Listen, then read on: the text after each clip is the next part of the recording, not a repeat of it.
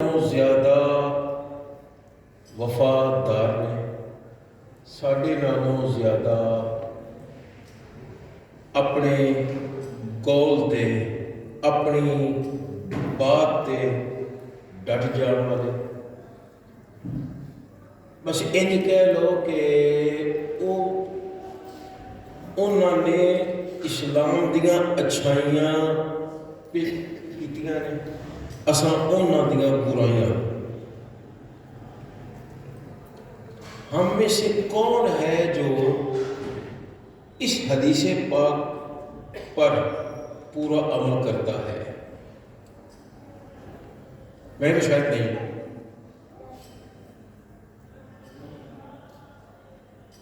کیونکہ میں جیسے ہی یہاں آیا ہوں مجھے پتا چلا ایک شخص نے مسجد شریف میں معاملہ شروع کر دیا، تو وہ شاید میری زبان سے کچھ لفظ نکل گئے ہوں گے، حالانکہ مجھے نہیں کرنا چاہیے تھا، کیونکہ میں نے تو اسلام کی اچھائیاں اپنے اندر سمونی ہے نا۔ لیکن ہم کیا کرتے ہیں؟ اگر کسی نے کوئی گڑبڑ کر بھی دی ہے تو دوسرا اس پر لڑنے کے لیے تیار ہے۔ پھر مسجد خدا میں، خانہ خدا میں وہ باتیں ہوتی ہیں کہ سبحان اللہ۔ نبی کریم علیہ السلام ارشاد فرما رہے ہیں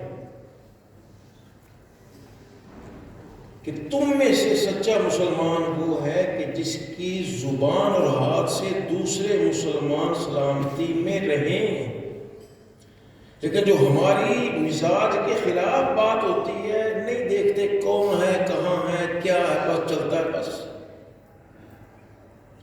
ذرا غور کیجیے گا، اور جو بات کرنا چاہ رہا ہوں وہ یہ کہ مصطفیٰ کریم علیہ الصلوۃ والسلام نے ارشاد فرمایا کہ مسلمان، بار بار بات کر رہا ہوں، بار بار یہ الفاظ بتا رہا ہوں کہ سرکار نے ارشاد فرمایا سچا مسلمان وہ ہے کہ جس کی زبان اور ہاتھ سے دوسرے مسلمان سلامتی میں رہیں۔ کہ ہم کیا اپنے مسلمان بھائی کو اپنی زبان اور اپنے ہاتھ سے سلامتی میں رہنے دیتے ہیں؟ اب اس حدیث پاک میں دیکھیے گا، کہتے ہیں کہ جس کا جتنا مقام ہوتا ہے اتنا ہی اس کا ذکر پہلے ہوتا ہے۔ تو نبی کریم علیہ الصلوۃ والسلام نے زبان اور ہاتھ دو چیزوں کی بات کی ہے۔ زبان تو اتنی سی ہے نا، اور ہاتھ ہے بھی ایڈا سارا، تو ہے بھی دو۔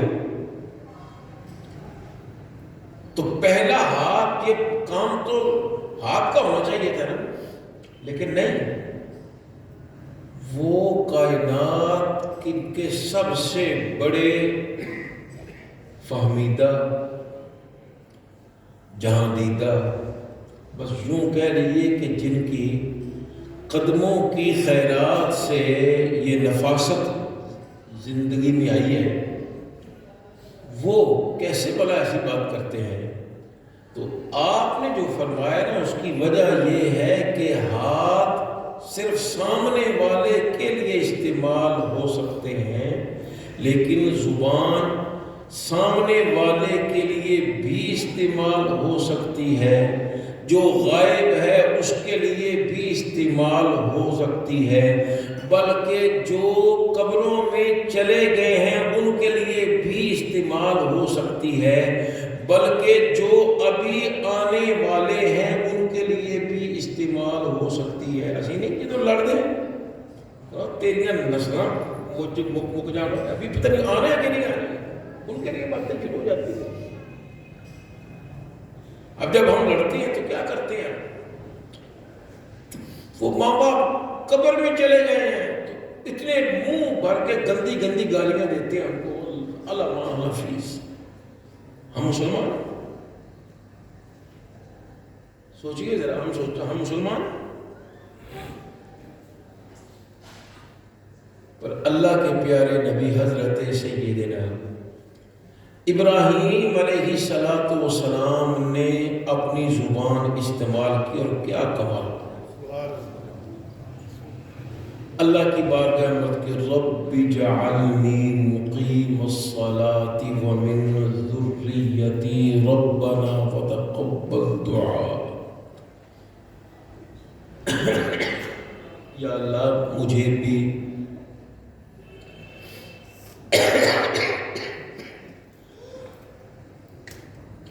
پکا نمازی بنا دے، میری ذریت میں سے بھی، اور یا اللہ میری دعا کو قبول فرما، اور پیارے اللہ مجھے بھی بخش دے، میرے ماں باپ کو بھی بخش دے، قیامت تک آنے والے سب مومنوں کی بخشش فرما دے۔ کیا پیاری بات، کس انداز میں زبان استعمال فرمائی کہ یا اللہ مجھے بھی بخش، میرے ماں باپ کو بھی بخش، اور قیامت تک آنے والے۔ یہاں ایک بات کرنا چاہ رہا ہوں، جب ہم فوتگی پہ جا جاتے ہیں دعا کرو جی، اکثر میں نے دیکھا ہوتا ہے کہ جو دعا کی بات کرتا ہے نا، بس اتنا ہی ہوتا ہے، بتا دعا کرو جی بس، تجھے نہیں آتی کیا ہے؟ لیکن ہائے افسوس، کاش ہم مسلمان ہوتے تو یہی ایسے حالت تو نہ ہوتی، پتہ ہی نہیں کسے کرنا کی۔ اور بڑے بڑے یہاں ان کی بھی حالت کیا ہے، جب دعا کریں گے تو یا اللہ مرحوم دی بخشش فرما دے، تو پہلے اپنے آپ کو دیکھنا، قرآن کیا اسلوب بتا رہا ہے، انداز بیان کیا ہے قرآن کا۔ رب اجعلنی مقیم الصلاة ومن ذریتی ربنا وتقبل دعاء ربنا اغفر لی، یا اللہ پہلے میری بخشش کر دے۔ ہم اپنے آپ کو بھول جاتے ہیں، یا اللہ مرحوم دی بخشش فرما دے، جبکہ قرآن کا اسلوب کیا بتا رہا ہے کہ ہم نے پہلے اپنی بخشش کی دعا کرنی ہے، پھر دوسروں کے لیے۔ حضرت سیدنا نوح علیہ السلام بھی اللہ کی بارگاہ میں عرض کرتے ہیں، رب اغفر لی ولوالدی ولمن دخل بیتی مؤمنا۔ اے رب مجھے بخش دے، پہلے اپنا ذکر کیا، وہ اللہ کے نبی ہیں، تو ہمیں جب بھی دعا کرنی ہے تو پہلے اپنی بخشش کی دعا کرنی ہے۔ ہم بخشے ہوئے ہوں گے تو پھر آگے بات کریں گے نا، یا اللہ مجھے بھی بخش دے، میرے ماں باپ کو بھی بخش دے، اور اے پیارے اللہ جو میرے گھر میں ایمان کے ساتھ داخل ہو جائے، اے پیارے اللہ اس کی بھی بخشش فرما۔ یہاں ایک بات کرنا چاہ رہا ہوں،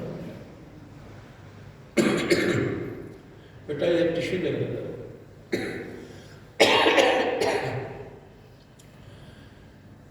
نبی کریم علیہ السلام کی ذات تو بہت اوپر کی ذات ہے نا، حضرت نوح علیہ السلام،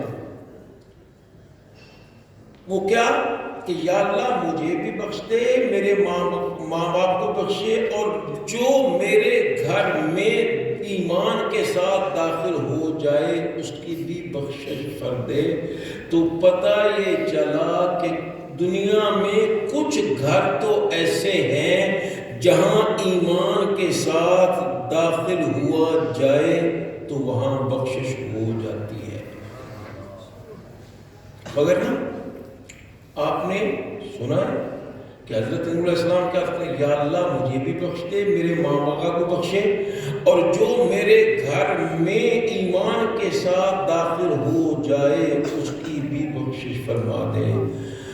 اب اللہ تعالیٰ نے حضرت نوح علیہ السلام کی قوم کو یہ نہیں فرمایا کہ جب تم اپنی جانوں پہ ظلم کر بیٹھو، کوئی گڑبڑ معاملات ہو تو پھر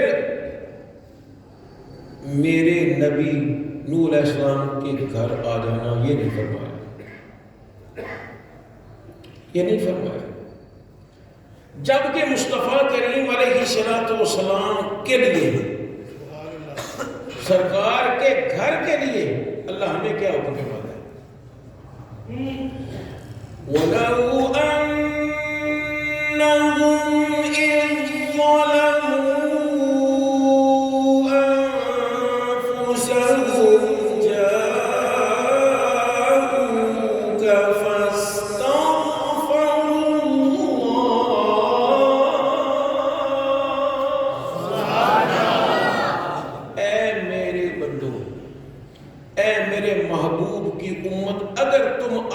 جانوں پہ ظلم کر بیٹھو تو پھر میرے محبوب کی بارگاہ میں آ جاؤ۔ نوح علیہ السلام کے بارے میں یہ نہیں فرمایا، جبکہ مصطفیٰ علیہ السلام کے بارے میں کیا فرمایا کہ جب تم اپنی جانوں پہ ظلم کر بیٹھو، معاملہ گڑبڑ ہو گئے، اپنے رب کو ناراض کر بیٹھو تو پھر مکہ پاک جانے کی ضرورت نہیں ہے، میرے محبوب کی بارگاہ میں آ جاؤ اور آ کے پھر استغفار کرو، یا اللہ میرے کو غلطی ہو گئی، میں معاف فرما دے، یا اللہ میرے معاف فرما دے، یا اللہ میرے معاف فرما دے۔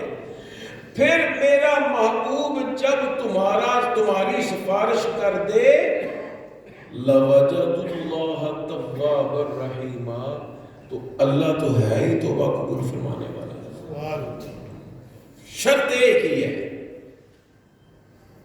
پہلے تو سرکار کی بارگاہ میں آنا، پھر استغفار کرنا، جب محبوب سفارش فرما دے تو پھر اگر میں لفظی ترجمہ کروں تو اس کا ذرا مزہ آئے گا، لَوَجَدُ اللَّهَ تَوَّابًا رَحِيمًا، تو اللہ کی بارگاہ میں استغفار کرنے والا بھی وہ جو محبوب علیہ السلام کے دروازے پہ آیا ہے، ان کے گھر آیا ہے، جب محبوب بھی ان کی سفارش کر دے تو پھر وہ پا لیں گے۔ وہ گڑبڑ کرنے والے، اپنی جانوں پہ ظلم کرنے والے پا لیں گے اللہ کو اس انداز میں کہ توبہ قبول فرمانے والا ہے اور رحم فرمانے والا ہے۔ تو پتہ یہ چلا مصطفیٰ کریم علیہ السلام کی بارگاہ وہ بارگاہ ہے جہاں سے خدا بھی ملتا ہے۔ آقا ہمارے بڑی شان، آقا ہمارے بڑی شان، آقا ہمارے بڑی شان، آستان عالیہ محمد پورہ شریف۔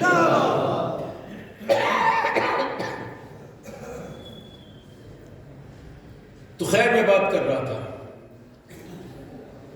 کہ حضرت نوح علیہ السلام کو اللہ نے یہ نہیں فرمایا کہ محبوب اے پیارے نوح، جب تیری قوم مجھے ناراض کر لیں تو پھر تیری بارگاہ میں آ جائیں، جبکہ محبوب علیہ السلام کی بارگاہ میں کہ جب آپ کی قوم، آپ کی امت مجھے ناراض کر لے، اپنی جانوں پہ ظلم کر لیں تو پھر تیری بارگاہ میں آ جائیں، آ کے استغفار کریں، پھر محبوب جب تو سفارش کر دے تو پھر وہ اللہ کو پا لیں گے، توبہ قبول فرمانے والا اور رحم فرمانے والا۔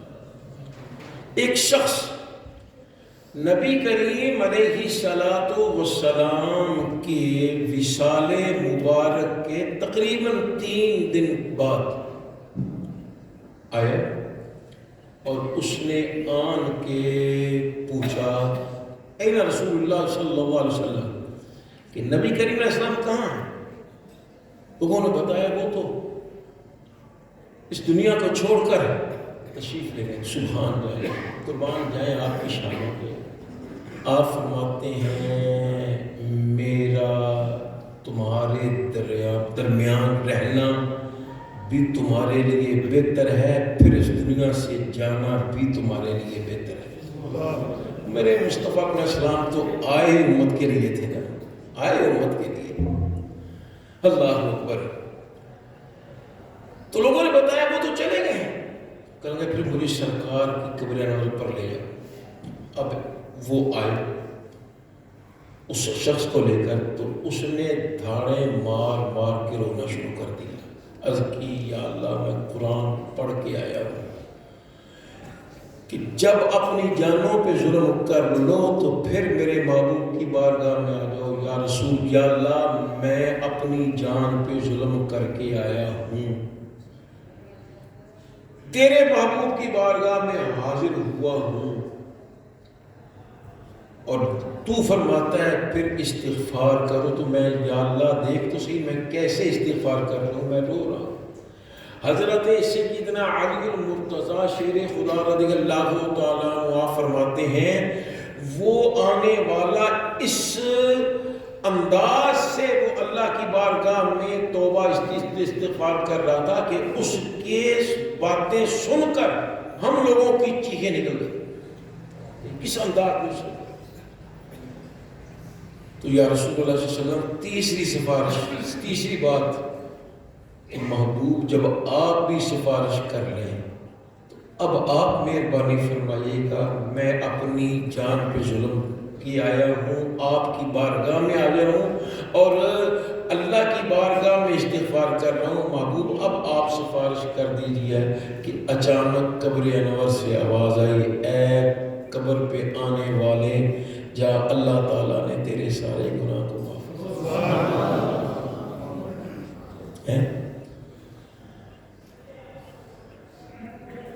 مکہ پاک ایک نیکی کتنا ثواب ہوتا ہے؟ 1,00,000 کے برابر۔ ایک نیکی 1,00,000 کے برابر۔ اور مدینہ منورہ میں ایک حدیث پاک پہلے لکھی ہوئی تھی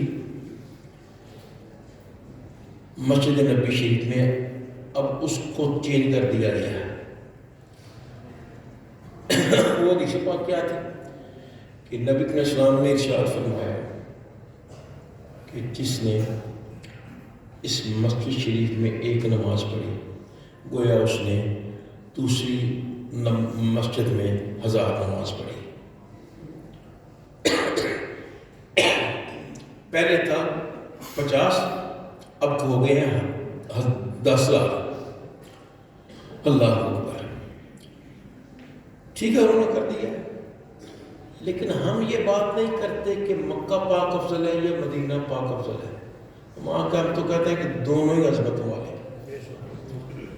میں نے اپنے بڑے بھائی جان امام المعاصرین علامہ محمد سید اسد صاحب سے پوچھا، پھر میں نے امام حضرت علامہ مفکر اسلام محمد کریم سلطانی صاحب دامت برکاتہ اللہ علیہ ان سے پوچھا کہ جی پہلے مکہ پاک جانا چاہیے یا مدینہ پاک؟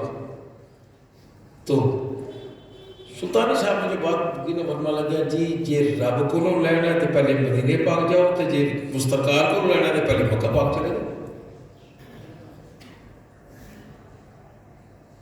تو سیدی اعلیٰ حضرت تو یہاں فرماتے ہیں نا کہ طیبہ نہ صحیح افضل، مکہ ہی صحیح زاہد۔ سمجھ رہے ہیں؟ طیبہ نہ صحیح افضل، مکہ ہی صحیح زاہد۔ ہم عشق کے بندے ہیں، کیوں بات بڑھائیے؟ ہم تو عشق کے بندے ہیں بھائی، کہ اللہ تبارک و تعالی جل وعلا نے قرآن مجید فرقان حمید نے ایک شہر کی قسم فرمائی ہے اور فرمایا ہے لا اقسم بہذا البلد، پیارے مجھے اس پیارے پیارے شہر کی قسم۔ اس کی وجہ کیا ہے؟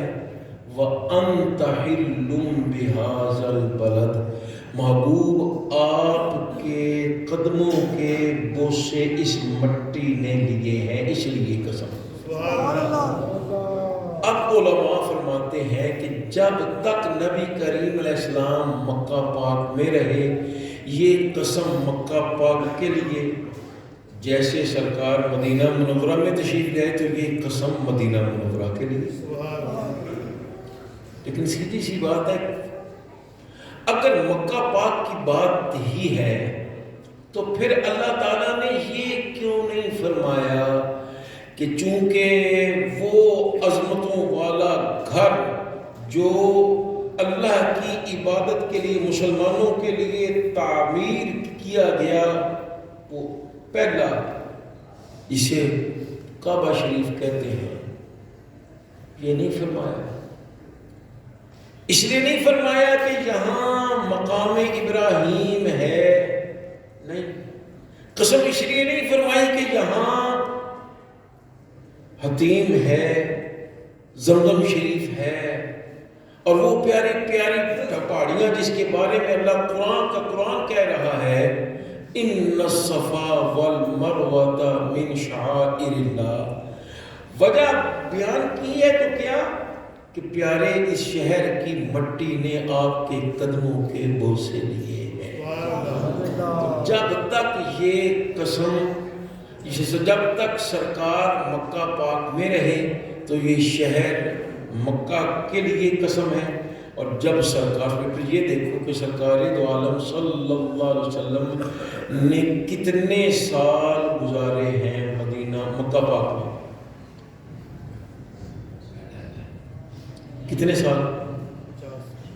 40 سال تو جو پہلے، پھر آپ نے اعلان نبوت فرمایا، پھر تقریباً 10 سال اور 50 سال بنتے ہیں، لیکن اس میں سے بھی 2 سال تو وہ ہیں جو سیدہ حلیمہ سعدیہ سرکار کو لے کر طائف میں چلے گئی، اور ایک روایت کے مطابق کہ جب واپس آئیں سرکار کو لے کر تو وہاں مکہ پاک میں وبائی امراض پہلے ہوئی تھی تو آپ واپس چلے گئیں 2 سال اور۔ پھر سرکار دو عالم وسلم نے شام کے سفر بھی کیے، تو اگر یہ سارا کیا جائے تو بہت کوشش کریں، پوری کوشش کریں تو یہ 45 سال، بہت 50 سال۔ تو جس شہر کی مٹی نے سرکار کے قدموں کے بوسے لیے 50 سال، اللہ اس کی قسم تو فرمائے، تو جو مصطفیٰ کریم علیہ الصلوۃ والسلام کے قدموں کے بوسے ابھی تک لے رہی ہے۔ ذرا سن لیجیے گا، میرے مصطفیٰ کریم علیہ السلام نے پیارے ابو بکر صدیق کو ساتھ لیا، ساتھ میں حضرت عمر بن خطاب رضی اللہ تعالیٰ کو ساتھ لیا، ساتھ میں حضرت عثمان غنی رضی اللہ تعالیٰ عنہ کو لیا۔ اللہ اکبر۔ تو سرکار دو عالم صلی اللہ علیہ وسلم احد پہاڑ پر چڑھ گئے تو اس نے ہلنا شروع کر دیا۔ میرے مصطفیٰ علیہ السلام نے اپنے پاؤں مبارک کی ٹھوکر ماری، فرمایا اثبت یا احد، اے احد ٹھہر جا، تجھے نہیں پتا تجھ پر اللہ کا ایک نبی، ایک صدیق اور 2 شہید موجود ہیں۔ بعض عشق والے کہتے ہیں کہ یہ وجد میں آیا تھا، ورز نہیں آیا، زلزلہ نہیں آیا تھا، وجد میں آیا تھا کہ حضرت جبریل سے کہہ رہا تھا احد پہاڑ کہ دیکھ، جب شب معراج ہوئی تو اللہ تعالیٰ نے حکم فرمایا کہ اے پیارے جبریل مصطفیٰ کریم علیہ السلام کے طلبوں کو بوسہ دے، لیکن میں آ جا نہیں سکتا۔ اللہ تعالیٰ نے محبوب کریم علیہ السلام کو حکم دیا کہ آ جاؤ، تو میرے سر کا تاج بنا، تو میں اس لیے اپنی قسمت پر نازاں تھا، اس لیے میں نے یہ رقص کا معاملہ کیا۔ اللہ اکبر۔ تو میرے مصطفیٰ کریم علیہ السلام کے پیارے پیارے قدم لگے۔ جو ایک حدیث پاک اور سن لیجیے، میرے مصطفیٰ کریم علیہ الصلوۃ والسلام نے فرمایا ما بین بیتی و منبری روضۃ من ریاض الجنہ. آج بھی اللہ کرے آپ کو موقع ملے مدینہ پاک جائیں اور ریاض الجنہ شریف کو یوں دیکھیں تو آج بھی یہ حدیث پاک ریاض الجنہ شریف کے ماتھے کا جھومر ہے. سرکار نے فرمایا میرے گھر اور ممبر کے درمیان جو جگہ ہے نا یہاں کی نہیں ہے، یہ تو جنت سے آئی ہوئی ہے. اللہ. تو خیر میں بات کیا کر رہا تھا، بہت دور نکل گئی کہ حضرت نوح علیہ السلام اللہ کی بارگاہ کہ عرض کریں کہ یا اللہ مجھے بھی بخش دے، میرے ماں باپ کو بخش دے، اور میرے گھر جو ایمان کے ساتھ آ جائے اس کی بخشش فرما دے. حالانکہ اللہ تعالیٰ نے یہ نہیں فرمایا کہ جب اپنی جانوں پہ ظلم کر بیٹھو تو میرے نوح کی بارگاہ میں آ جاؤ، اور جبکہ مصطفیٰ علیہ السلام کی بارگاہ وہ بارگاہ ہے کہ اللہ نے جدوں اپنی جانوں تے ظلم کر لو پھر محبوب دی بارگاہ آ جاؤ. اللہ اکبر. تو خیر پہلی بات یہ ہے کہ ہم نے جب بھی دعا مانگنی ہے تو پہلے اپنی بخشش کی، پھر ماں باپ کی بخشش کی، پھر ایمان والوں کی. تو اللہ تبارک و تعالی جل وعلا ہمیں اس پر عمل کی توفیق عطا فرمائے.